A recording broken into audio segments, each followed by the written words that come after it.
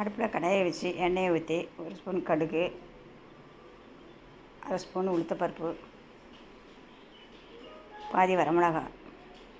ஒரு பெரிய வெங்காயம் பொடியாக அரிஞ்சது போட்டு சும்மா 2 கொத்து கருவேப்பிலை போட்டு நல்லா பொன்னூறுவலாக வரலாம் வணக்கி விட்டு கொஞ்சம் கொத்தமல்லி தழை, கொஞ்சம் மஞ்சத்தூள், ஒரு முட்டை அதில் உடைச்சி ஊற்றி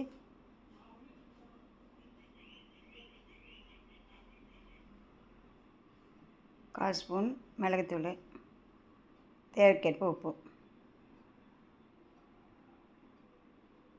போட்டு எல்லாம் ஒன்று சேர பரட்டி விட்டு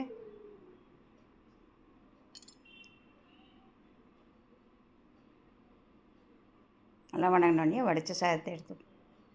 போட்டு பரட்டி விட்டு